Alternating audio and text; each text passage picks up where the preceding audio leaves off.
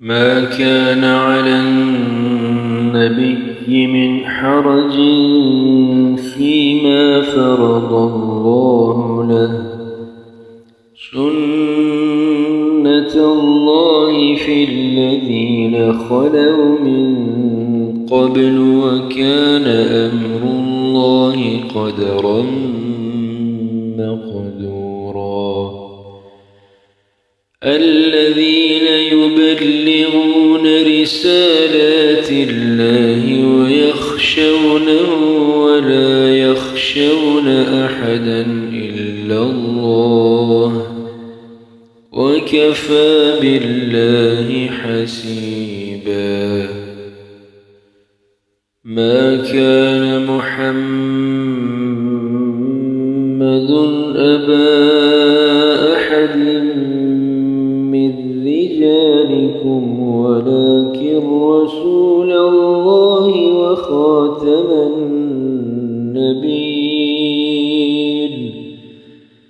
وكان الله بكل شيء عليما يا أيها الذين آمنوا اذكروا الله ذكرا كثيرا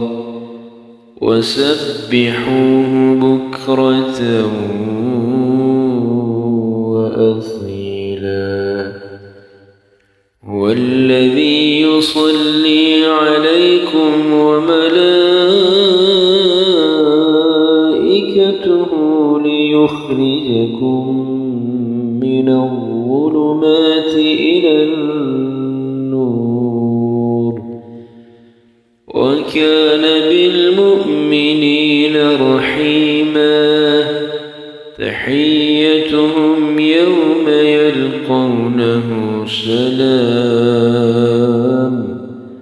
وأعد لهم أجرا كريما يا أيها النبي إنا أرسلناك شاهدا ومبشرا ونذيرا وداعيا إلى الله بإذنه وسراجا منيرا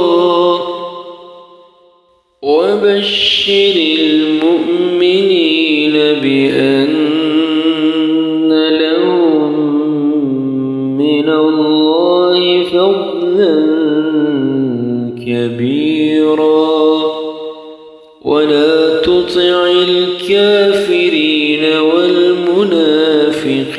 ودع أذاهم وتوكل على الله وكفى بالله